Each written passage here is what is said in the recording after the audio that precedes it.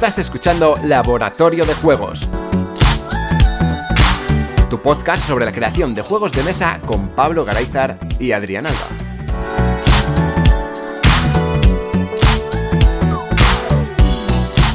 Bienvenidas y bienvenidos a un nuevo programa de Laboratorio de Juegos. Yo soy Adrián Alba y como siempre tenemos al otro lado de la línea a Pablo Garayzar. Hola, Pablo. Hola, ¿qué hay? No se nos olvida que el laboratorio sigue adelante. Parecían que estaban muertos, pero no. Aquí volvemos. No. Estamos de parranda, ¿no? Como decía. No estaba muerto, que estaba de parranda. Pues un poco lo mismo. Sí, hay un poco de parranda. Ha pasado el verano también, así que eso pues, suele ser unos meses de descanso. Y luego, bueno, pues que el curso anterior fuimos de aquella manera, según se podía. Sí, claro, pero eso, bueno, vamos a decir que lo que ya comenté, ¿no? Que yo me he embarcado en nuevos proyectos que me absorben también un montón de tiempo, entonces no estoy tan pendiente de ver si podemos hacer programa o no. Luego se junta con que también, pues, la gente que está colaborando con el programa, pues últimamente dice, es que ya no tengo mucho más que contar, ¿no? Y tampoco nos hemos puesto a buscar nueva gente que tenga algo nuevo que aportar. Y bueno, pues tú también por tu parte, pues también tienes tus cositas que hacen que no nos podamos juntar tanto últimamente. Que está todo el mundo muy liado y no tenemos el lab en la cabeza tanto como lo teníamos antes, pero de vez en cuando pues surgen algunas ideas, a veces pues animadas por gente que está en el canal de Telegram o que nos escucha. Así que no os cortéis, si tenéis sugerencias o de gente o de temas o lo que sea, pues muy bienvenidos. Sí, porque temas es verdad que tenemos alguno apuntado, yo por lo menos tengo alguno apuntado, pero que no me ha dado tiempo a desarrollarlo, digo, vale, lo voy a hacer, y todavía no ha llegado el momento. Pero sí, oye, aquí vamos a anunciar un poco que igual traemos un camino del diseño el día de mañana, Veremos. Qué bien, porque además estás haciendo un montón de cosas este año que están bajo el radar y alguna habrá que contarla, ¿o qué? Sí, pero todavía no. Hoy no, mañana. Vale. No hay primicia, entonces. Hoy vamos con Roboces, ¿no? ¿Roboces? Sí, vamos a hablar de Automas, esta sección que habla de robots o roboces, como decimos aquí. Sí. Y uno de los temas que todavía queda por tratar era el de hacer movimientos automáticos, es decir, cómo podemos mover a PNJs o incluso recursos que puedan moverse o yo qué sé, elementos en nuestros tableros que puedan generar eventos y cosas así, ¿no? Entonces, bueno, aquí yo lo que traigo sobre todo son algunas ideas que están sacadas de un libro de Ian Millington que tiene que ver con inteligencia artificial para juegos. Se llama exactamente así en inglés, AI for Games. Y claro, está todo muy pensado para el mundo de los videojuegos. Tienen un capítulo solamente para juegos de mesa, pero creo que muchas de las cosas que se mencionan para videojuegos, sobre todo videojuegos 2D, nos las podemos traer al mundo de los juegos de mesa. Muy bien. Entonces, bueno, pues lo primero que se nos cuenta es que todos los algoritmos de movimiento, es decir, todos los sistemas que utilizamos para mover personajes que no estén jugando, tienen la misma forma, que es utilizar su posición, sus datos geométricos de dónde están, su propio estado, que a veces ese estado puede tener pues alguna orientación, alguna velocidad o alguna otra cosa, y luego el propio estado del mundo, y a partir de esas dos cosas, pues con una mecánica que en los juegos de mesa tiene que ser simple, pues generan una nueva posición, representan un poco el movimiento que se quiere realizar, ¿no? Entonces, para hacer este cálculo en juegos de mesa, bueno, en videojuegos lo que se utilizan son pues posiciones X, Y, Z o lo que sea, tal. En los juegos de mesa muchas veces no nos liamos tanto y los automas que se dedican a mover personajes suelen tener muy en cuenta las adyacencias. Es decir, qué cosas tenemos inmediatamente cerca. Si estamos en un tablero, pues que es una cuadrícula, ahí normalmente solemos tener 8 posiciones adyacentes y vemos que tenemos también ahí pues algunos problemas de adyacencias, ¿no? Como qué es lo que pasa con con las diagonales, que en muchos juegos de mesa pues no se consideran. Se considera que la adyacencia es solamente ortogonal, arriba, abajo, izquierda y derecha, o norte, sur, este, oeste, como queramos llamarlo. Y para intentar resolver un poco eso, pues muchos tableros lo que utilizan son teselaciones o mallados o casillas hexagonales, ¿no? Que ayudan un poquito más a que la diagonal no esté tan penalizada o tan beneficiada. Porque hay veces que las diagonales sí que se permiten y avanzar en diagonal pues hace que todo sea mucho más fácil, ¿no? De los clásicos, yo esto lo recuerdo mucho, videojuegos de fútbol sobre todo, que el truco era básicamente avanzar por una banda hasta un punto que más o menos tienes calculado, donde haces una diagonal, disparas en diagonal y el portero no lo puede parar porque el balón en diagonal va mucho más rápido que en horizontal o en vertical, ¿no? Entonces, bueno, pues eso es un fallo de diseño clásico que a veces en algunos juegos de mesa pues también se puede dar cuando hay muy pocos testeos o cuando la gente todavía no lo ha roto, ¿no? Sí. Aquí remitir un poco al programa que hicimos de los nodos del juego de Ticket to Ride, porque se habla bastante de esto y es un análisis bastante profundo. O sea, quien quiera ahondar más justo en este tema de adyacencias, distancias y demás puede pasarse por ese capítulo. Totalmente. De hecho, otra de las cosas que mencionaremos un poquito más adelante es esa, es que muchas veces una cosa es nuestro tablero y otra cosa es un grafo que podamos poner sobre ese tablero.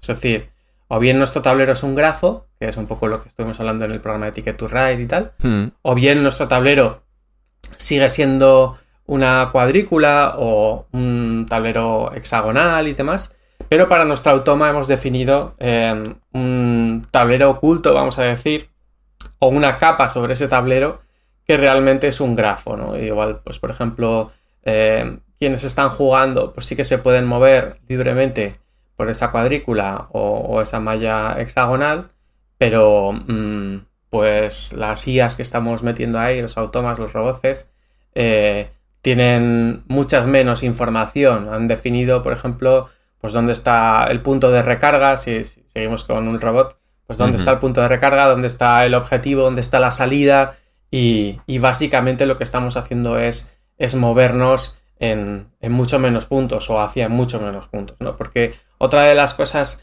que es importante es que normalmente estos algoritmos de movimiento en automas los va a ejecutar, como quien dice, quien está jugando. Entonces tienen mucha más inteligencia y por tanto pueden ser mucho más sencillos de definir que lo que pueda ser un videojuego, ¿no? Donde ahí pues tiene que haber cálculo de trayectorias, no sé qué, tal, un montón de jaleos, ¿no? Entonces aquí muchas de las cosas que utilizamos en nuestros algoritmos de movimiento pueden ser pues tener en cuenta la dirección del personaje que está jugando más próximo, o de la salida, o del objetivo de la misión, y encaminarte hacia él. Y el objetivo de la misión es algo que incluso puede moverse, y si fuera un videojuego pues habría que gestionar todo eso mucho más difícilmente, pero si es una persona que en una de las fases de la ronda pues tiene que decir, y ahora pues las IAs se acercan un poco más, una casilla más hacia el objetivo de la misión, pues una persona lo va a tener muy fácil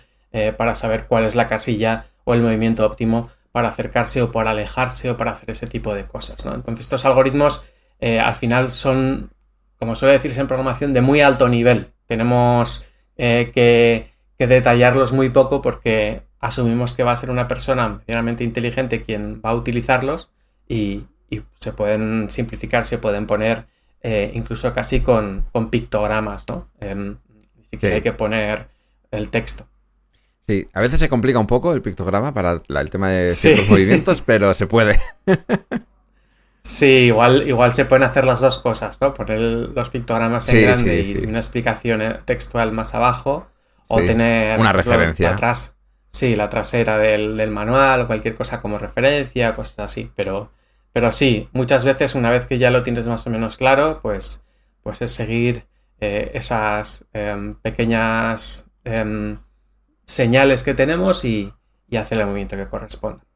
Entonces, además de definir un algoritmo de movimiento tal cual, muchas veces estos algoritmos o estas mecánicas que utilizamos para mover personajes no jugadores en la cuadrícula que estemos usando, en el tablero, se solapan con algoritmos de búsqueda de caminos, porque muchas veces hay obstáculos que no nos permiten directamente trazar el camino óptimo o una recta o como queramos llamarlo de un punto a otro, ¿no? Entonces, ahí esto es un melón enormísimo en los videojuegos, pero aquí una vez más pues contamos con la buena fe de quien esté jugando al juego para ejecutar esa búsqueda, ¿vale? Que bueno, pues si quiere hacer un poco de trampas puede hacer que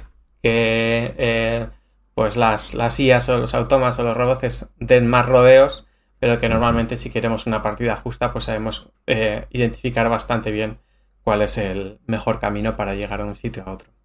Muchas veces el propio juego te da una ambientación o algo que ya te va a evocar lo que hace, pues lo que estés moviendo, porque estamos hablando ahora mismo de personajes, pero el personaje podría ser una manzana rodando perfectamente, ¿eh? Exacto, sí, de hecho, pues hay el juego este que se llamaba antes Shots, pero que ahora se llama Busca Manzanas o algo así. Sí, Caza Manzanas. Sí. Caza Manzanas. Tiene precisamente esa dinámica, ¿no? Esa mecánica donde hay una dinámica de movimiento de caída de manzanas. Creo que es de Guillem, no estoy seguro. Sí, pero sí, y simula muy bien pues cómo rodaría una manzana teniendo en cuenta la gravedad tal, y entonces bueno, pues hacerlo es bastante fácil porque todo el mundo tenemos nuestras intuiciones de cómo lo haría y bueno, pues no nos cuesta mucho, ¿no? Buscar el camino que seguiría esa manzana. Muy bien. Luego también hay otros elementos o variables que no solemos tener en cuenta, pero que también podría ser interesante incorporar a nuestros automas, como pueda ser, por ejemplo, la velocidad en juegos de carreras o en juegos donde se dan colisiones.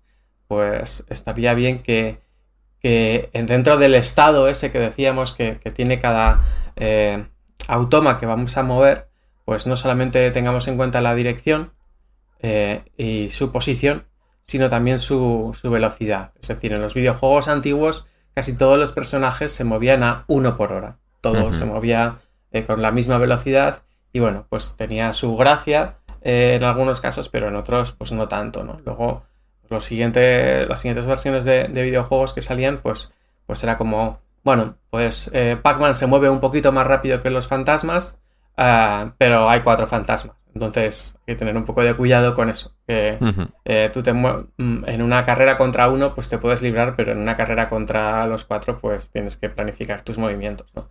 Entonces tener en cuenta la velocidad pues creo que es interesante, y definir cuál es la velocidad de cada uno de los personajes pues tampoco es tan complicado de hacer. Es decir, usando tracks o usando algún tipo de indicación dentro del propio personaje o del propio token que estemos utilizando, pues tampoco se complica tanto. Y además eso permite predecir o tener un movimiento más táctico a quienes están jugando. Es decir, bueno, pues es que si vamos por aquí nos va a pillar, así que aunque ese es nuestro objetivo, primero tenemos que dar un rodeo para evitar que venga por aquí la IA o lo que sea, ¿no? Y puede ser bastante interesante. Otra de las cosas que no solemos tener en cuenta, pero que es interesante también, es la energía de una persona o el combustible de algo que se mueva, ¿no? Hay veces que dices, bueno, pues es que el camino óptimo es este, pero no tengo combustible para llegar, entonces, o no tengo energía para llegar, entonces voy a hacer esto otro, ¿no? O cuando la energía o el combustible baja de un umbral, cambio de objetivo y mi objetivo es básicamente sobrevivir, ¿no? Pues buscar comida en lugar de ir a atacar a los personajes jugadores o lo que sea, o ir a recargar o a repostar combustible para poder seguir con mi movimiento, con mi acción, ¿no? Entonces, eso pues muchas veces no se tiene en cuenta, pero si queremos hacer movimientos interesantes y realistas de pues tropas o de algún monstruo o alguna cosa de esas, pues sería chulo que esto también se tuviera en cuenta, ¿no? Luego también, si vamos un poco más allá, es interesante incorporar movimientos en formaciones, lo que se llama flocking algorithms, algoritmos de ir como en manada o en bandada, donde, bueno, pues algunos ejércitos, sobre todo, no solamente tropas, sino también aviones o cosas similares, o naves, pues suelen ir en formación. Y para este tipo de movimientos, pues también hay algunas consideraciones extra que tenemos que tener en cuenta. ¿A ti se te ocurre algún juego que trabaje con movimientos en formación? No tanto, por ejemplo, en el, yo qué sé, Memoir 44, ya la propia, el propio Meeple o la propia Mini es una formación, pero Sí. no tiene que coordinarse con otras. Pero ¿se te ocurre algún juego en el que esto Sí, tenga algo que ver? bueno, hay varios. De hecho, hay uno que ha salido recientemente que se llama Fate, no recuerdo ahora exactamente, es La defensa de un pueblo, que es de los amigos Frixelius, los del Terraforming Mars. Trabaja con formaciones, no son formaciones tal cual, pero trabaja como por facciones que se mueven en conjunto. Pero me voy a ir a un clásico de todos, que es, por ejemplo, el X-Wing. X-Wing se mueven supuestamente, vas con naves sueltas, pero en una de las versiones últimas que sacaron un modo de juego que era en formación, entonces ya se movían todas juntas. Ya no es que me mueva una, sino que yo llevo una escuadra, por ejemplo, entonces llevo pues 3, 4 aviones al mismo tiempo, o naves que van al mismo tiempo en una propia escuadra, entonces todas se mueven en formación, ¿no? Ese, por ejemplo, sería un ejemplo. Y algún otro juego, no sé si Wings of Glory sí, uno de esos, también hacía algo parecido, que tenía una modalidad para poder jugar con escuadras, que llevas varias miniaturas al mismo tiempo. Eso en cuanto a juegos de miniaturas que se pueden mover por el tablero con reglas, movimiento y demás, en vez de con cuadrículas. Pero luego tenemos, por ejemplo, el Fate, que en realidad se mueven de forma independiente, pero realmente se mueven por conjuntos. Hay como 3 facciones diferentes, cada una aparece en un tercio del mapa y tienen un movimiento concreto. Y todas hacen exactamente el mismo movimiento. Luego, cada una, si son en una formación hay 3 diferentes, pues cada una tiene su cosa especial. Pero su cosa especial a lo mejor no es de movimiento, es de otra cosa, ¿no? Pero en realidad se mueven en formación porque realmente se mueven en la misma dirección de una misma forma. Entonces, ¿cómo lo soluciona este juego? Haciendo, bueno, primero tiene como 2 medidas, ¿no? El juego, en vez de estar puesto por cuadrículas, está puesto por hexágonos. Entonces, en este tablero salen en los bordes del tablero, vamos a decir, y se van moviendo hacia el centro del tablero, que es el pueblo que tenemos que defender. Cuando se van moviendo, siempre van en línea recta, a través de estos hexágonos, en la línea más recta posible hacia el pueblo, hasta que se encuentran con un camino, que el propio mapa ya está marcado con un camino. Tienes un camino que creo que está... Hay 6 caminos que dividen el total del mapa. Bueno, pues si en algún momento cualquier criatura toca un camino, ya en vez de seguir en línea recta, lo que hace es seguir ese camino hacia el pueblo, porque todos los caminos llevan a Roma. Es así. Ajá. Y claro, entonces, como se mueven todos a la vez y se mueven todos en bloque, lo que hace es, primero pues vamos moviendo los que están más cerca del pueblo para que no impidan el movimiento de los de atrás, pero una vez que el de adelante ya se ha movido, el de atrás bloquea el movimiento del que viene detrás, ¿no? O sea, el de delante bloquea el movimiento del que viene detrás. Y en ese sentido, pues está brillantemente resuelto, ¿no? Cómo ya, funciona. muy fácil. Y luego que en esos apelotamientos que se podrían formar acercándose al pueblo, si ahí ya estableces caminos o carreteras o tracks claros, pues ahí ya los resuelves, ¿no? O sea, sí, eso es. Sí, muy si sencillo. todo el mundo hace una línea recta, al final habría un montón de colisiones. Claro, o no van al pueblo, ¿no? Se pierden por el camino o lo que sea, porque al final el mapa, el punto central es muy pequeño y el exterior es muy grande. Entonces, con una cuadrícula no se podría haber resuelto bien, porque la cuadrícula sería demasiado recta. Igual con una cuadrícula de líneas cruzadas, ¿sabes? Que las cuadrículas van como... La fila de abajo va a la mitad de la fila de arriba, entonces... Sí, eso es matemáticamente equivalente a un hexágono. Sí, pero es más feo que... Sí. Es muy feo. Y más difícil de visualizar. Entonces hacen luego la forma de hexágono, ¿no? Entonces con el hexágono se funciona muy bien, es muy visual, y encima es eso, en cuanto has metido 2 detalles muy sutiles en el tablero, pues haces que cuando llegan a cierto punto empiezan a ir en otra dirección y eso genera colisiones, genera eventos que a ti te interesa. Que al juego le interesa hacer eso porque luego hay desencadenantes, ¿no? Como ha bajado por aquí y se ha chocado con otro, pues ahora a lo mejor pues hace algo especial. Como te digo, hay 3 facciones diferentes, cada una tiene su historia y bueno, pero esas colisiones pues hacen también que puedas jugar con ellas. Muy interesante. Vale, pues volviendo un poco a lo básico, la mayoría de juegos de mesa suelen gestionar movimientos 2D, entonces lo que solemos necesitar es una posición en X y otra posición en Y, y algunas veces una orientación. Que bueno, pues si estamos utilizando una cuadrícula, pues estas orientaciones pueden ser en grados, por ejemplo 0 grados, 90 grados, 180 grados, 270 grados, es decir, arriba, abajo, izquierda, derecha, o norte, sur, este, oeste. Pero si es una malla de hexágonos, ya los grados de la diferencia de grados que hay entre cada una de las orientaciones no es de 90, sino que es de 60, ¿vale? Entonces, esto es bastante interesante. Entonces, tenemos de 0, 60, 120, 180 cuando ya nos hemos dado toda la vuelta, 240, 300 y bueno, llegamos a 360 que es lo mismo que 0 y ahí tendríamos todos esos todas estas direcciones, ¿no?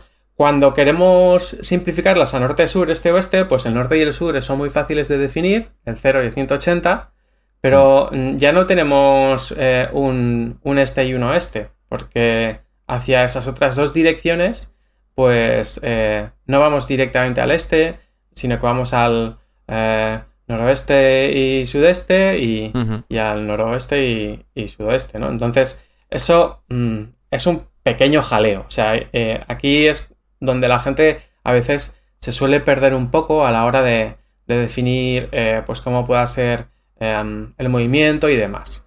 Entonces, ¿por qué nos metemos en este jaleo? Bueno, pues porque hay muchísimos problemas ocasionados, como hemos dicho antes, con las diagonales en tableros en cuadrículas. Es decir, muchos de los juegos ya han abandonado eso. Juegos clásicos que no lo han hecho, pues el ajedrez es el más clásico. Ahí tenemos un movimiento en cuadrícula y de hecho, pues parte de la gracia del juego es eso, ¿no? Pero la geometría en un tablero, en un damero, pues se va un poco al garete y de hecho se suele hablar de la geometría del taxista o de la distancia de Manhattan. Porque se habla de Manhattan porque la isla de Manhattan pues es todo calles y avenidas, o sea, es una cuadrícula casi perfecta. Y entonces, pues quienes trabajan de taxista en esa isla saben que la distancia con la que van a llegar a un sitio no tiene nada que ver con la línea recta, sino que siempre vas a tener que ir por calles o avenidas y vamos a tener cosas un poco raras como, bueno, pues que si en una distancia euclidia normal, la distancia de toda la vida, tú dices, bueno, pues con 5 minutos de taxi a donde llego, pues si pudiera ir en cualquier dirección, lo que habría que hacer es un círculo para identificar pues a dónde puede llegar en cualquier momento, pues yo que sé, si hay una huida y sabemos que han huido en coche y que han podido ir hacia cualquier dirección y han pasado 5 minutos, pues sabes que hay un círculo ahí y dices, bueno, pues el horizonte de sucesos, por así decirlo, de este taxi es este, ¿no? A no sé cuántos kilómetros a la redonda.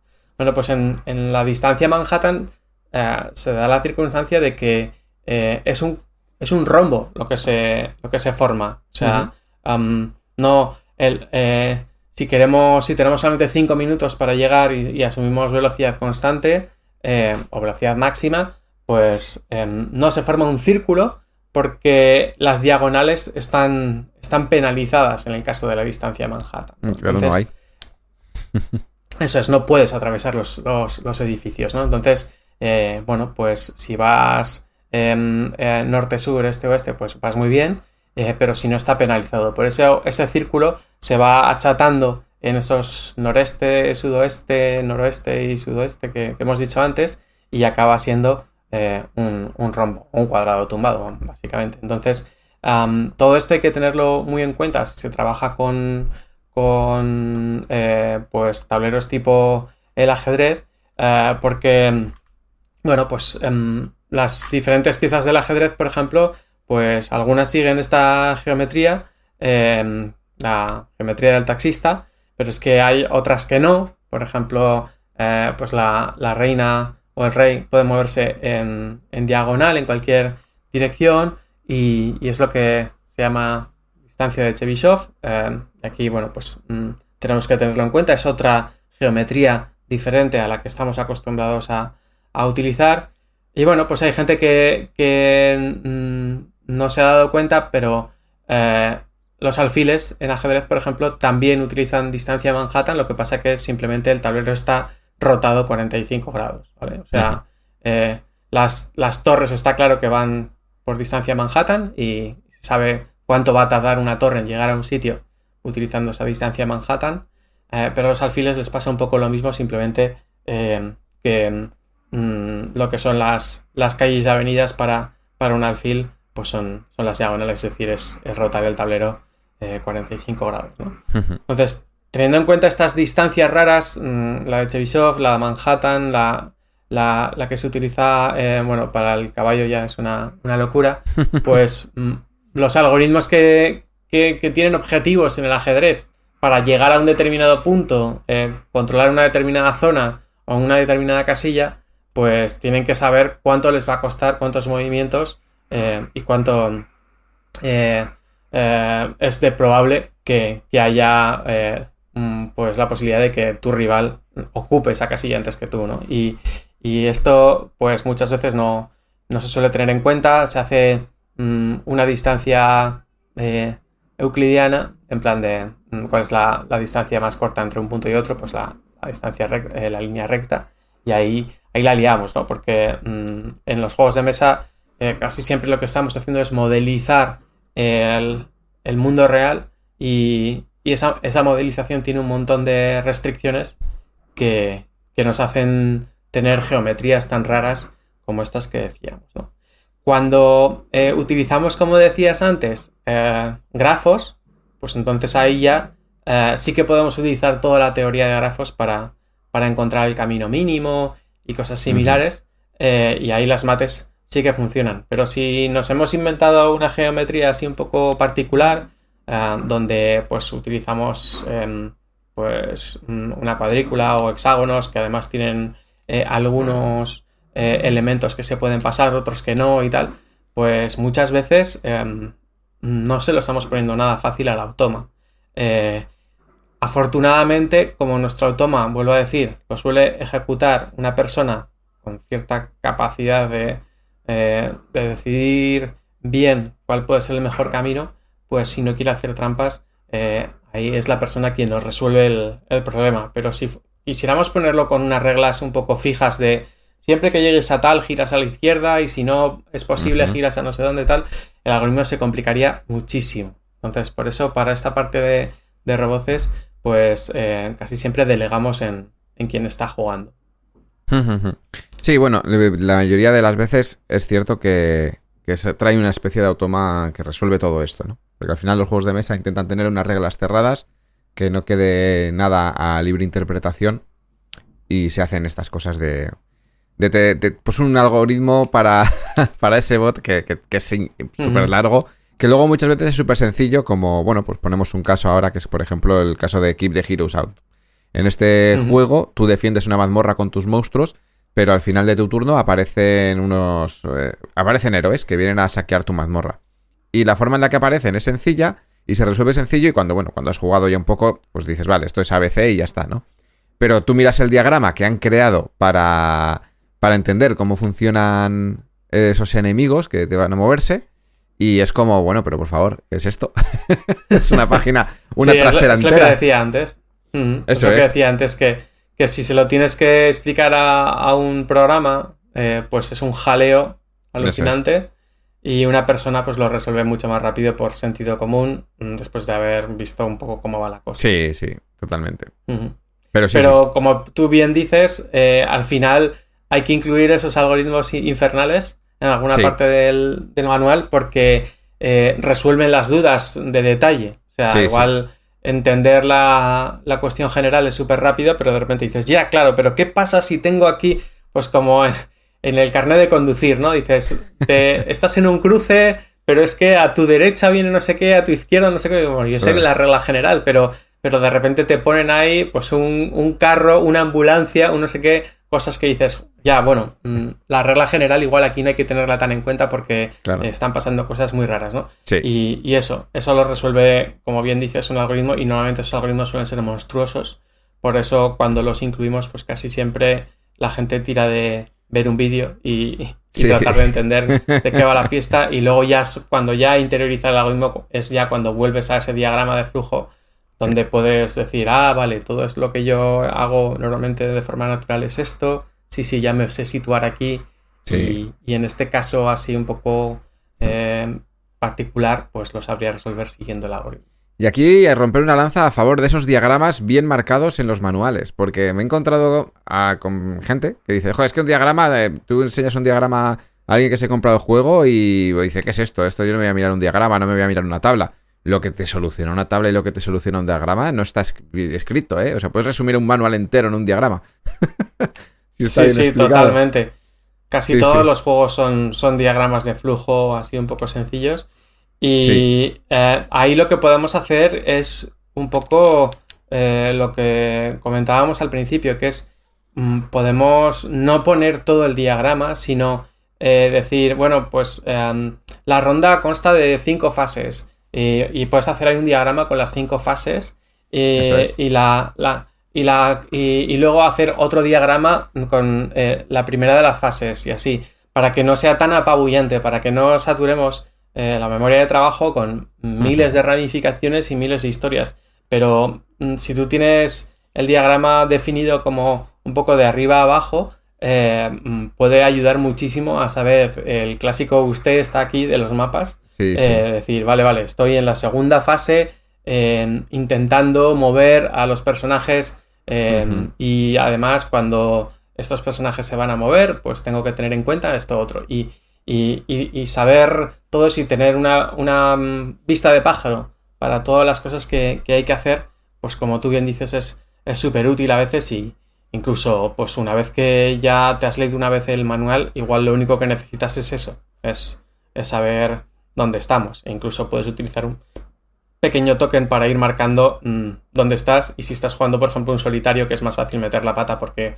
cuando estamos más gente, pues alguien te dice, no, todavía no hemos hecho esto, no sé qué. Pues a veces vas moviéndolo y ese pequeño token y sabes que estoy todavía en la fase de tal, que me falta por hacer esto otro y bueno, si hay tareas de roboces o de housekeeping, de dejar las cosas bien puestas y bien calculados los tracks y tal, pues ayudan un montón. Sí, ayuda mucho. De hecho, personalmente en casa estamos haciendo nuestras propias hojas de referencia. Y para muchos juegos, cuando decimos, mira, este juego 100% se queda en casa, nos gusta, pero tiene esta pega de que no sabemos cada vez que nos vamos a jugar estos detalles. Pues me monto yo un diagrama, me hago luego una cartita o algo que esté ahí bien montado, me pongo mi propia referencia y es un diagrama, al fin y al cabo, que es, lo sigues, vas siguiendo el paso a paso, es seguir como los 4 puntos y ya está. Y cuando lo pones tan visual como con un acabado gráfico que esté dentro de una cuadrícula bien puesto, con unas rayas ahí y tal, pero no deja de ser un diagrama, ¿no? De seguir del punto 1 al punto el que sea, con las variantes por el medio, y es que facilita una brutalidad. Muchísimo, sí. Muy recomendable. Vale, y si pensáis que eso va a echar para atrás a la gente, pues lo podéis poner como anexos en la parte trasera del manual o en las últimas páginas o lo que sea. Dices, bueno, es que yo no quiero asustar a la gente, tal. Bueno, pero si os quedan páginas, pues al final, después de, como decíamos, después de una lectura así más novelada del manual, pues a veces lo que queremos es esto otro.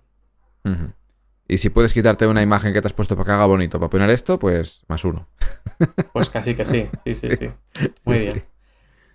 Vale, como os decía, el tema de los hexágonos ayuda mucho, pero nos la lían un poco con el tema de que ya no tenemos norte, sur, este, oeste, y que tenemos ahí unos ángulos un poco raros y tal.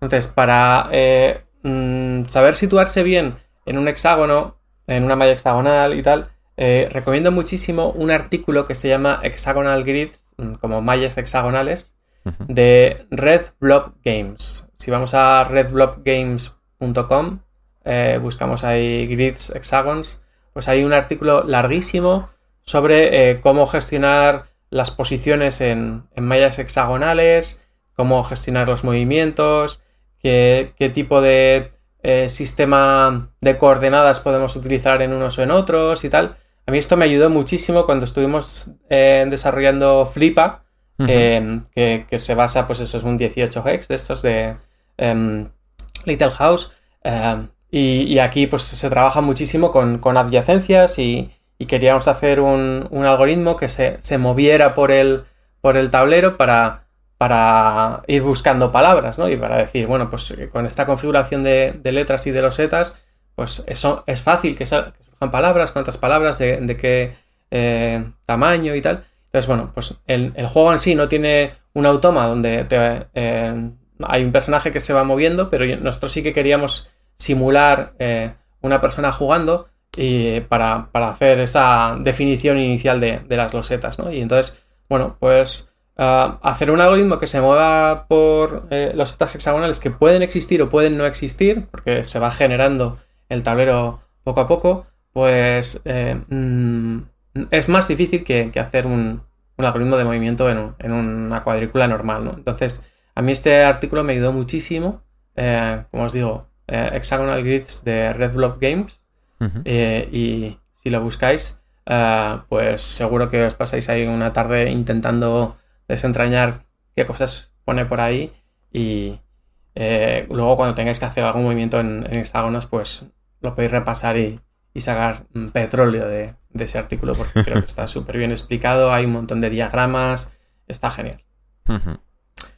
Vale, y luego a la hora de definir el movimiento de un personaje es importante decidir si puede moverse independientemente de su orientación o no. Es decir, esto pasa en muchos videojuegos, que hay un personaje que está apuntando en una dirección y moviéndose en otra. Y bueno, pues ese como de primero de videojuego de FPS, ¿no? De First Person Shooter, aprender que te puedes mover para un lado y disparar para otro. Pues lo típico que te mueves con el teclado y disparas con el ratón o lo que sea.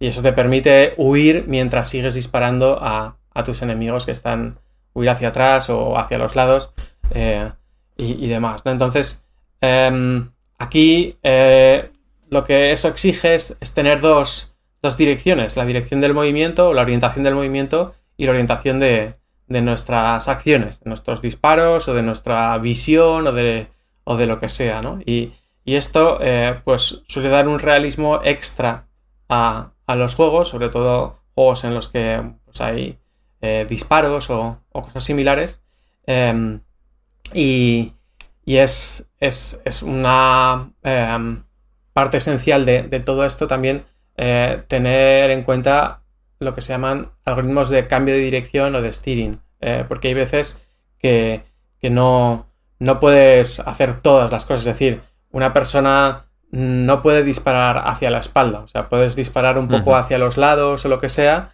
pero no puedes hacer que tu dirección de movimiento y tu dirección de disparo sean completamente independientes, ¿vale?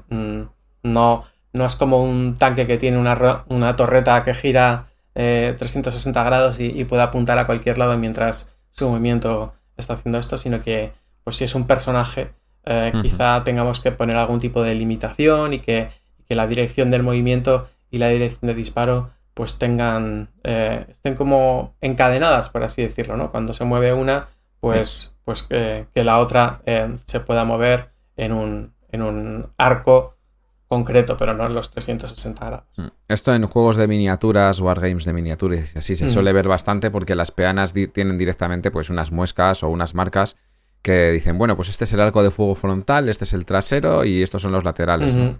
Y la figura se mueve en una dirección concreta, porque imagínate, es un vehículo, ¿no? Que solamente va o en línea recta o hacia atrás porque tiene ruedas y luego sí podrás girar, pero a la hora de tienes que mover para adelante para poder girar, ¿no?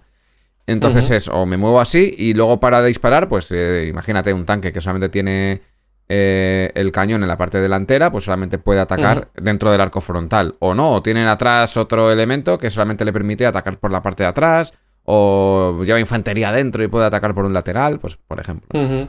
Y así se define ese rango de visión que tenemos. Y luego en juegos de mesa tenemos también algún ejemplo, no he podido probar este diseño, pero basándose en el videojuego de Shadow Tactics, hicieron un juego de mesa, donde los personajes realmente no tienen una línea de visión tal cual, o sea, es 360 sin limitación, pero los enemigos, al estilo el juego Comandos, que conocemos todo el mundo, de clásico, bueno, pues está basado en este sistema, en lo que pasa que en un Japón feudal, ¿no? Hicieron el juego de mesa porque Comandos creo que no tiene tal cual un juego de mesa tal cual. Es alguna versión o lo que sea, pero no es lo mismo. Y bueno, pero es que en el juego de mesa reflejaron la dirección en la que miraban también estos enemigos, ¿no? Los enemigos tienen como un arco de visión, entonces solamente pueden mirar en una dirección. Esto se soluciona en algunos juegos, en más de uno, con... Bueno, podemos empezar desde el Imperio Cobra, fíjate tú, anda que no ha llovido desde el Imperio Cobra. Por ejemplo, un hexágono, donde tienes la figura colocada justo en el centro, y así pues va apuntando en la dirección, pues va girando, va rotando, se va moviendo de una forma aleatoria o fija, pero que apunta a una de las caras del hexágono, pues bueno, pues ya tienes una forma de... Se mueve hacia un lado, ¿no? Y puede disparar hacia el otro, porque se mueve hacia donde tú quieras, pero luego dispara o lo que haga, pues en la dirección donde esté mirando, ¿no? Entonces tienes como el doble movimiento. Y luego, bueno, esto no tenía doble movimiento, pero si recuerdas el juego Imperio Cobra, la cobra también tenía como... iba girando, ¿no? Sobre sí misma. Y podía apuntar a diferentes sectores para hacer diferentes cosas. Bueno, era un poco aleatorio porque era como... es una oca vitaminada, ¿no? El Imperio Cobra, pero... Sí. Otros juegos también lo que tienen es como una especie de cartoncito que se pone con un... vamos a llamarlo un trapecio. Que sale más o menos también en función del rango de disparo y directamente te resuelve el arco y te resuelve también la distancia de disparo, ¿no? Claro. Sale como una especie de haz de disparo, como si fuera el haz de una linterna que llega hasta cierto punto y además con una cierta apertura, ¿no? Y bueno, pues ahí las geometrías de esas piezas que se suelen poner, pues son cuanto más larga es, más estrecha, de tal forma que pues tengas esa penalización por poder llegar más y al revés, ¿no? O sea, cuanto más corta, pues más ancha para que digas, bueno, pues esto no llega muy lejos, pero sí te tiene más o menos cerca te da. Sí, la típica vista de francotirador o escopeta, ¿no? Eso es, exacto. Es un poquito así. Vale, entonces como decíamos, en los videojuegos normalmente todos estos algoritmos se resuelven a través de ecuaciones de trayectoria calculadas en función del sistema de físicas utilizado y esto pues puede ser complejísimo y habría que simplificarlo a la hora de definir un automa porque pues el diagrama de flujo que mencionábamos antes puede ser infernal, pero en los juegos de mesa se asume inteligencia suficiente por quien ejecuta el automa y entonces bueno, pueden definirse algoritmos de movimiento para PNJs basadas en primitivas súper básicas como acercarse a un objetivo, huir de un objetivo o de un elemento. Pues es que estos bichos siempre huyen de la luz y además como segunda instancia intentan acercarse a fuentes de comida o huyen de la luz y además intentan acercarse a personajes no jugadores o se acercan a cosas que son comida para ellos y si por el camino te pillan pues eres comida también. Y cosas así, ¿no? Entonces acercarse y huir es muy típico, pero también tenemos algunas primitivas así de orden muy alto como puede ser llegada, ¿no? Es decir, en lugar de hacer que tus personajes no jugadores siempre intenten ir hacia donde está pues el personaje jugador, que hagan que intenten predecir, entre comillas, cuál es su objetivo de movimiento, hacia dónde quieren ir las personas que están jugando y que traten de llegar antes, ¿vale? Eso ya es un automa con un poco de mala leche. Es decir, bueno, pues si estoy haciendo un automa que va a ser difícil de superar, pues entras en un templo, te llevas el tesoro y escapas antes de que se derrumbe. Bueno, pues si ahí hubiera unas momias o cualquier cosa de estas, podrías decir en la parte del automa, si el tesoro ya lo han cogido quienes están jugando, entonces dirígete a la salida o no te dirijas a los personajes porque probablemente llegues tarde, siempre vas a ir por detrás. Dirígete a la salida, que es donde sabes que van a tener que llegar, ¿no? Entonces ahí ya se lía, haces que el juego sea mucho más difícil. Sí, es lo que te decía justo antes de empezar, que estaba justo con un diseño de de un juego de miniaturas, que al final es un juego de mazmorreo bastante clásico, sí, o sea, hexágonos, o sea, cuadrícula, ¿no? Mazmorra y personajes moviéndose. Y claro, aquí estaba diseñando escenarios. Y cómo resolver dónde se mueven los enemigos siempre es un conflicto. Y cómo hacerlo para que sea de una forma intuitiva y que no sea muy complicada, ¿no? Entonces hay cosas como, por ejemplo, uno de los escenarios, hago aquí el spoiler, uno de los escenarios, por ejemplo, pues va a venir hasta una cámara del tesoro y mientras estás yendo a la cámara del tesoro, pues aparecen enemigos. ¿Qué hacen los enemigos? Pues los enemigos tienen un patrón que van a atacar siempre al héroe más cercano, ¿no? Al personaje más cercano. Pero según avanza la partida, esto puede cambiar, porque llega un momento en el que si tú llegas a la cámara del tesoro, pues lo que hacen es, ya no atacan, ya lo que hacen es guardar el tesoro para que tú no te lo lleves. Intentar esconderlo por ahí, ¿no? Entonces cambian los patrones de movimiento, pero para determinar, pues ¿a quién atacan? Pues primero atacan al personaje que tenga un tesoro encima, por ejemplo. Entonces puedes definirlo entero. Pues tienen que tocar a un personaje que tenga un tesoro encima, porque es como la prioridad. Que ninguno tiene tesoro encima o hay empate, pues al más cercano. Después, que ninguno tiene personaje pero está la cámara del tesoro abierta, pues no atacas. Tú lo que haces es, va a hacer esto o va a hacer lo otro. Pero es como muy intuitivo, ¿no? A la hora de hacerlo, porque dentro de la misión tú has leído la misión y dices, vale, es que hacen esto. Entonces, sí, tiene todo el sentido además que claro. Una persona que es tu adversaria haría eso. O sea, sí. Entonces, por mucho que pueda parecer que si pasa esto, entonces lo otro tal. Dices, no, es muy sencillo, que es como... Aparecen a pegar siempre a que les esté robando. ¿Quién te está robando? Tú, pues toma, te pego de derecha. Básicamente, eso es. Y si no, pues bueno, eres un enemigo más y ya está, ¿no? Pues al más cercano, que es lo típico, y ya está. Pero luego, cuando se dan ciertas circunstancias en la partida, que ya es una circunstancia que es un determinante de la partida, es en el momento en el que abres esto, cambia el juego, pues el patrón de movimiento de ese enemigo cambia, pero cambia de forma también temática, ¿no? Con el escenario y con lo que está sucediendo, que si se pone bien en la narrativa, pues no va a haber ningún tipo de problema para resolverlo. Muy bien.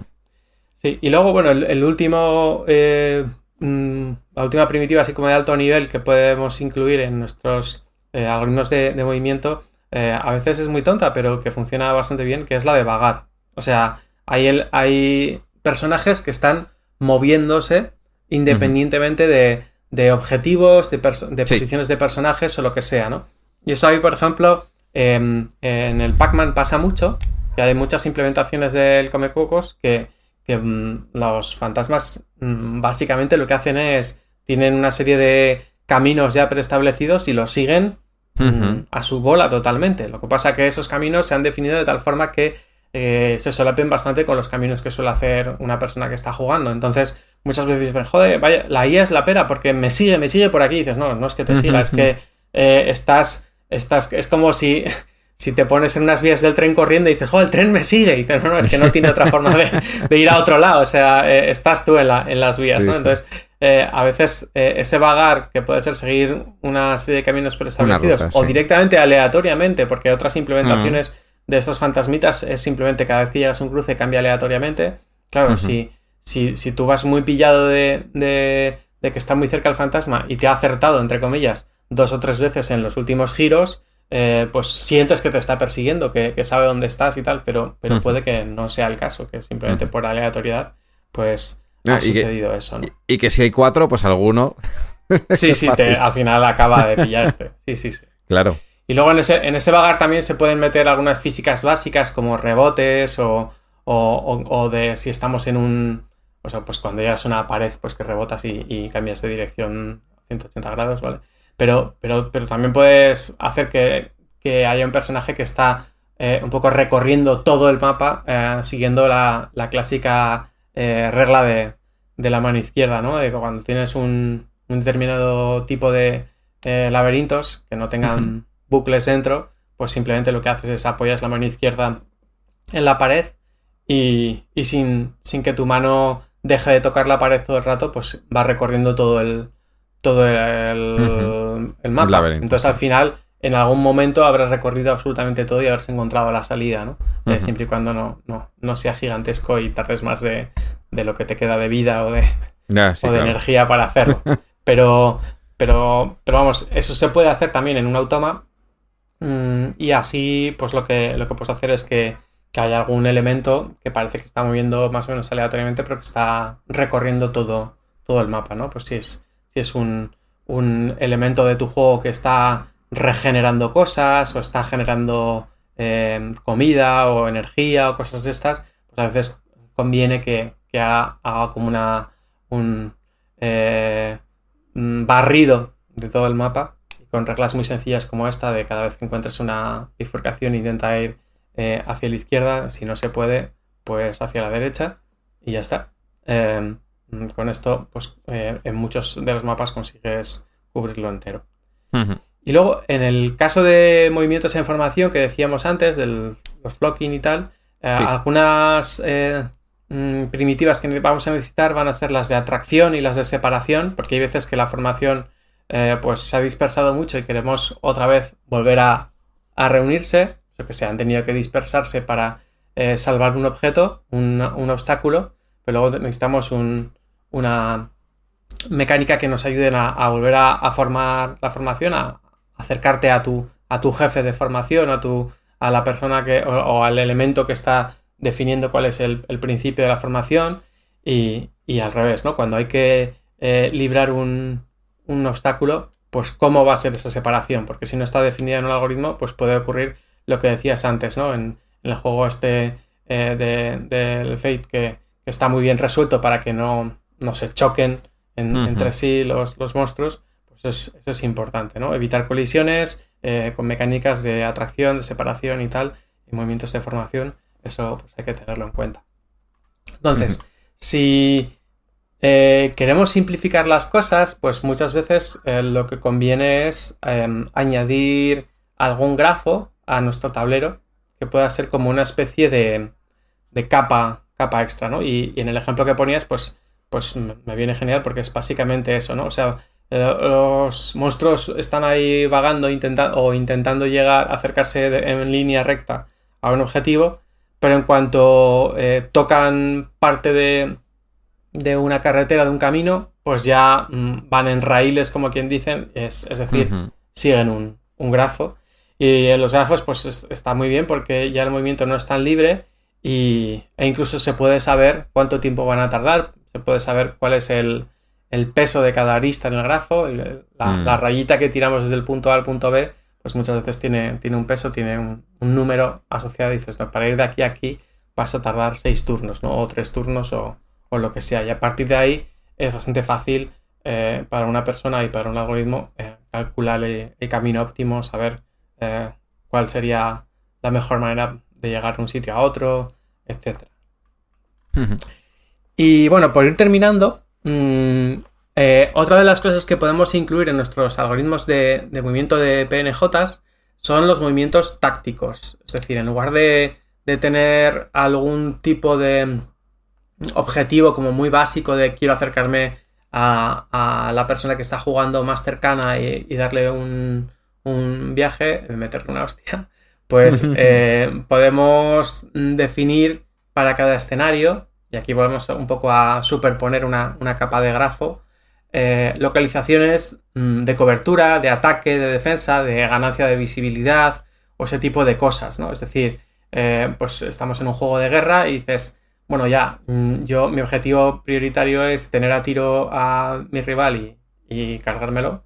Pero en función de cómo esté, pues si estoy con poca energía o estoy rodeado o estoy no sé qué, pues mis movimientos se van a acercar, o sea, mi objetivo prioritario va a cambiar y va a ser ir a una localización de cobertura para esperar refuerzos o lo que sea.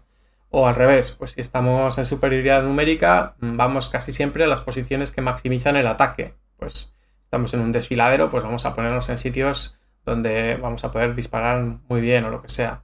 O todavía no hemos detectado a ningún enemigo, soy el automa y no veo a nadie, no sé a dónde ir, pues voy a ir a una zona de alta visibilidad. Pues vamos a subir la montaña más cercana que tengamos para ganar visibilidad y ya pues hacer un poco como lock en el personaje al que quiero cargarme, y ahí ya sí que puedo moverme en línea recta, ¿no? Entonces eso va a generar movimientos mucho más razonables, es decir, no los automas, a pesar de que todos estemos viendo todo, no son omniscientes, no saben todo, sino que tienen que simular que, bueno, pues que todavía no me han visto a pesar de que me tengan ahí súper cerca y tal, ¿no? Un poco como lo que simulábamos con ese juego de comandos o Metal Gear Solid o lo que sea, que a veces es un poco ridículo que te metes en una caja y ¿dónde se ha metido esta persona? pero que otras veces pues tiene mucho sentido, ¿no? Decir, claro, está muy cerca, pero es que no me ves porque tu visión no te permite verme, a pesar de que un algoritmo de movimiento clásico pues me encontraría rapidísimo, ¿no? Entonces, bueno, simular eso puede generar eso, algoritmos que tengan en cuenta movimientos tácticos que pueden ser mucho más realistas y mucho más divertidos. Entonces, para generar esos puntos, esas localizaciones en cada uno de los escenarios, pues no siempre es fácil. Entonces, aquí tenemos diferentes maneras de hacerlo. Hay una manera muy fácil que es el sentido común, intentar ver cuáles son los mejores y ya está. Otras veces no son tan claros, tan fáciles de entender y bueno, pues podemos ver a gente jugar, testear y ir anotando. Pues desde aquí parece que se domina la mayoría del escenario, es un buen punto para resguardarse, es un buen punto para ver, es un buen punto para atacar y tal. O si no, pues creando lo que se llaman mapas de influencia, que esto casi siempre utilizamos pues algún programa hecho a medida para intentar pues hacer toda la fuerza bruta, ¿no? Es en plan de va a haber 5 tropas enemigas y yo voy a estar aquí, voy a ponerlas en muchos sitios aleatorios un montón de veces y yo me voy a poner en un montón de posiciones aleatorias y bueno, pues yo no sé identificar cuál es el mejor punto, pero para cada una de las situaciones voy a calcular pues lo que sea, si les veo o no les veo, si les podría disparar o no y tal. Y eso lo hacemos un mogollonazo de veces y entonces se van haciendo como estos mapas de calor donde vemos que hay zonas que son más calientes y más frías y por ahí podríamos definir esos puntos tácticos de cobertura, de ataque, de defensa, de visibilidad o lo que sea que nos pueden ayudar, ¿no? Totalmente. Para reforzar esto, si alguien quiere ver pues, ejemplos directos de este sistema, concretamente, este verano, llevo ya desde principios de año, he estado haciendo unos vídeos para jugar en solitario a Star Wars Legion y también una pequeña campaña para The Walking Dead o Old War, que son juegos de miniaturas. Todos los automas que estoy creando son propios o míos. O sea, no exceptuando el automa de Walking Dead, que tiene como un sistema propio. Luego el resto de cosas que voy añadiendo son elementos inventados, ¿no? Pero sobre todo Star Wars Legion estoy haciendo un sistema para jugar en solitario por escenarios.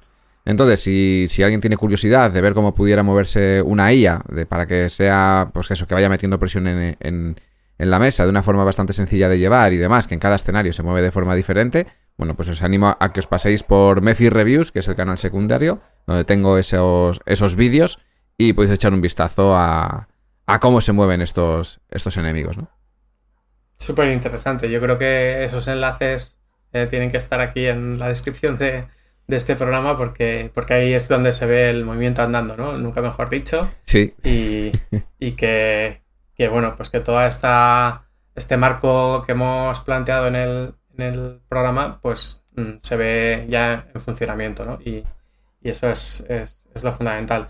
Igual sería chulo incluso que dedicáramos un programa de Lava a que cuentes algunos detalles así un poco curiosos del diseño de esos algoritmos, no sé. Sí, podríamos mirarlo. Habría que basarse mucho en el reglamento oficial del juego. Ajá. Y cómo lo he ido rompiendo, ¿no? Para hacer estos movimientos. Sí, claro, podríamos mirarlo. Lo planteo y podemos mirar si hacer un programa con esto. Vale, genial. Así la sección ya es más coral y bueno, pues también animamos a la audiencia que si tiene cosas que contar interesantes a la hora de definir automas, pues es muy bienvenida para sumarse a esta sección que de momento pues he empezado yo, pero creo que hay mucha gente que tiene cosas muy interesantes que contar.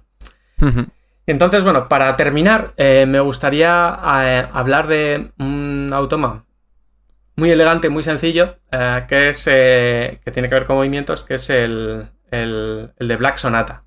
Black Sonata es un solitario que tiene algunas expansiones que, bueno, las expansiones me vais a perdonar, pero no las conozco bien. Pero el juego base, pues fue bastante novedoso porque la gente decía, bueno, tienes que ir buscando a la dama por todo Londres, se va a mover y va a ser un solitario, porque juegos de movimientos ocultos que no sean solitarios, pues hay muchos, ¿no? Hay, pues, cuando tenemos que encontrar a Drácula, pues hay una persona que está haciendo de Drácula, y entonces es fácil que pueda ir anotando en algún sitio los movimientos que está haciendo para que se vea que no ha sido trampa, que no de repente se ha teletransportado de un sitio a otro, pero no hay comunicación entre quien está haciendo ese rol y quien está haciendo otros, y bueno, pues es muy fácil que no nos demos cuenta. Pero cuando eres tú la persona que tienes que ejecutar el algoritmo de movimiento del automa y tu misión principal en el juego es encontrar dónde está ese PNJ, pues tenemos un problema, ¿no? Y Black Sonata lo resuelve muy fácil. Bueno, lo primero de todo, el tablero del juego es un grafo, no son casillas ni nada por el estilo, y es un grafo que además no está fuertemente conectado, no está todo conectado con todo, sino que cada localización dentro de Londres pues permite llegar a 2, 3 o 4 otras localizaciones. Hay puntos que están más arrinconados, como quien dice, el grafo, y otros que están más conectados, y bueno, los puntos que están más conectados son más complicados porque se nos puede escapar la dama por muchos sitios diferentes, ¿no? Entonces, pues si por ejemplo tenemos 10 localizaciones, lo que han puesto en cada una de las localizaciones son algunas cosas que hay en esa localización. Pues una iglesia, una fuente, un árbol o lo que sea, ¿no? Entonces, lo que han definido son estos caminos predefinidos que decíamos que a veces algunas versiones del Pac-Man tenían. Entonces la dama va a ir siguiendo pues esos raíles, entre comillas, que hay y los va a seguir en bucle. Entonces, claro, esos caminos predefinidos, pues hay que intentar meterles alguna capa de oscuridad, porque si no, si nos lo sabemos, pues ya tenemos un problema, no podemos volver a jugar, ¿no? Entonces lo que han hecho es para que no sepamos exactamente de memoria por dónde se va a mover, es definir varios de esos caminos y aumentamos la rejugabilidad haciéndolo así, ¿no? Vamos a definir todos esos caminos. Esos caminos lo que tienen es cada localización tiene una letra o un número y bueno, pues es por ejemplo el camino más básico. Si hubiera 10 localizaciones podría ser 1, 2, 3, 4, 5, 6, 7, 8, 9, 10, 1, 2, 3, 4, así todo el rato, ¿no? De las 10 pasas a la 1 y así todo el rato. Luego podemos hacer otra serie de caminos asumiendo un poco, teniendo en cuenta la conectividad que tienen, que no podemos a veces igual pasar del 7 a la 9 porque no hay camino directo y cosas así. Entonces, bueno, podemos definir esas combinaciones o cadenas secuencias, mejor dicho, de movimientos, y ese sería el movimiento de la dama. Si ese movimiento fuera explícito, lo viéramos, pues hay un taco de cartas, por ejemplo, que tiene el 1, luego el 2, luego el 3, luego el 4, pues no habría juego, ¿no? Entonces, lo que se hace en este juego es, se da la vuelta a este mazo, que pone 1, 2, 3, 4, tal, no se ve, y por el otro lado, lo que han puesto es qué cosas se ven o qué cosas tiene la localización 1. Y en lugar de ponerlas todas, han puesto solamente una. Es decir, si la localización 1 es una plaza donde hay una iglesia, árboles y además una fuente, pues no van a poner los 3 iconos, sino que simplemente van a poner uno. Entonces, esto te está dando pocas pistas de dónde está, no te está diciendo exactamente dónde está, pero te está permitiendo descartar algunas de las localizaciones, ¿no? Entonces, lo que vamos a facilitar es un poco eso, que haya una especie de rastreo que se puede hacer y también tener en cuenta dónde estaba antes y dónde va a estar en el siguiente movimiento o dónde estará en el siguiente, ¿no? Entonces, por ejemplo, si estamos en esa casilla, pero la persona que está jugando no lo sabe, sabe que estará en alguna casilla que tenga un árbol. Y entonces, cuando en el siguiente movimiento aparezca, por ejemplo, pues yo que sé, un jardín, dice, bueno, pues ahora tendré que limitarme a las casillas que desde un árbol se pueda ir a un jardín. Porque el movimiento que yo estoy viendo es coherente y además pues me está dando pistas de qué cosas se ven, ¿no? Y entonces, con esa limitación de la información que no ves en el mazo de movimientos todas las cosas que sí que ve la dama cuando está en cada uno de esos sitios, sino que ves solamente una de ellas, pues te permite tener una información no perfecta que hace que no sea trivial, que no sea evidente saber dónde está, ¿no? Entonces, además, para intentar evitar que la gente recuerde de memoria pues cuáles son esas cadenetas de caminos, lo que se hace es preparar el mazo con esas secuencias que son difíciles de recordar porque son bastante largas. Creo que hay solamente 8 o 10 localizaciones, pero el mazo tiene pues 30 y pico cartas, así que es raro que nos las aprendamos.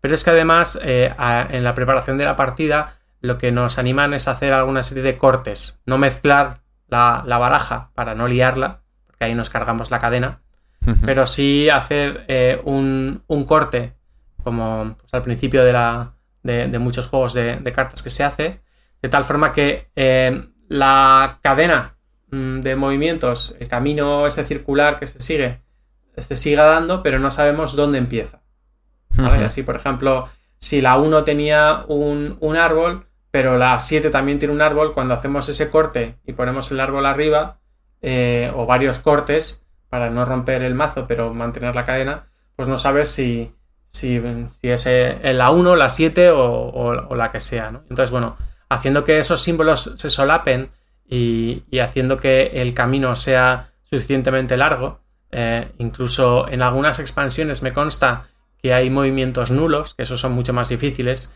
para quien está siguiéndolo, porque dice, no, es que desde una posición que había un árbol va a una que había una iglesia y resulta que no se ha movido, que se ha quedado en ese turno parada. Pues eso genera más complejidad, ¿no? Entonces, bueno, gracias a que por un lado hay una serie de aleatoriedad de entrada que es fija, que es la composición del mazo, que ese mazo tiene una lógica que tiene en cuenta el grafo, donde está todo bien definido, pero que por el otro lado lo que está viendo quien está jugando es información imperfecta, donde se ha perdido pues detalle y solamente ves indicios, permite hacer una búsqueda de la dama por todo Londres bastante interesante, ¿no? Y además que han incorporado una mecánica súper chula donde hay una serie de localizaciones que tienen un agujerito y la carta por el otro lado no ves si es la carta J o la carta F o la carta lo que sea, sino que han dibujado una dama en una posición concreta de la carta que cuando la pones sobre la localización diciendo, pues yo creo que está aquí en esta localización, pones la carta de posición actual debajo y si por la ranurita que hay se ve la dama, pues es que efectivamente estaba ahí, ¿no? Y que la has encontrado y que has podido conseguir un indicio, una pista para avanzar en el juego. Entonces, bueno, pues me parece una manera súper chula, súper elegante de hacer todo esto. Como veis, pues tiene mucho que ver con lo que hemos hablado. Grafos, movimiento, en este caso, en caminos predefinidos, teniendo en cuenta las adyacencias y demás. Y lo resuelven incluso para un solitario que me parece pues un reto, ¿no? Movimientos ocultos en solitario me parece algo bastante notable. O sea, el movimiento es bastante simple, pero que se permita jugar a una persona contra una IA y que la persona la esté moviendo realmente porque está cambiando el mazo de movimientos y tal, pero que no sepa de qué va, pues es, yo creo que un diseño súper elegante y súper chulo. Sí, sin duda Black Sonata tiene un diseño de admirar. Y luego, bueno, las expansiones que han metido pues han sido complicar este movimiento, básicamente porque la gente, pues si le echas muchas partidas, al final yo creo que le acabas pillando el truquillo, ¿no? Pero creo que para el número de partidas que suele echar la gente a los juegos, no hace falta ninguna expansión. De sobra. Porque muchas veces con las secuencias que ya vienen, pues es más que de sobra. Eso es. Muy bien. ¿Más pues cositas poco más. para Yo creo que con esto es una introducción así bastante rápida a cosas que tendríamos que pensar, consideraciones que tendríamos que tener en cuenta a la hora de mover a PNJs en nuestros juegos. Y bueno, pues si cualquiera tiene ejemplos concretos que queramos comentar o incluso propuestas que está trabajando por su cuenta o lo que sea, pues muy bienvenidas son. Así es. Y nos la puede contar todo en el canal de Telegram de Laboratorio de Juegos. Incluso si alguien se anima a venir a contarlo a viva voz, oye, también podemos hacer huequito y plantear un programa con ello. Genial. Eso es. Sí. Animamos a colaboraciones. Totalmente. Pues si nada más por hoy, queda un programita de los más largos de la última temporada, ¿eh? ¡Wow! No, está muy bien, está muy bien. Esperamos traer algún episodio más de aquí a fin de año. Vamos a saber si sacamos fuerzas, pero yo te adelanto que me voy a Essen, me voy a hacer un montón de historias. Bueno, aquí se complica todo, ¿eh? Se complica mucho. Algún especial Essen igual nos puedes hacer. Pero algún especial Essen, porque yo a Essen no me voy de vacaciones, sino que me voy a presentar, ¿eh? Me voy allí a presentar unos futuros juegos que voy a sacar por una editorial. Entonces, claro, ya os contaré la experiencia que he tenido allí testeando en otro idioma, primera vez que voy a hacer demostraciones en inglés, que no he hecho nunca demostraciones de mis juegos en otro idioma que no fuera castellano. Así que bueno, habrá cosas que contar seguramente y espero poder sacar también un programa de ello, cómo no. Pues nada más por hoy, Pablo, un placer volver a tenerte por aquí y nos vemos en el siguiente programa del Laboratorio de Juegos. Hasta luego. Hasta luego. Puedes seguirnos en las redes sociales, Instagram y Twitter, laboratorio_POD. También puedes escucharnos en YouTube, iVoox, Spotify y Google Podcast, Laboratorio de Juegos.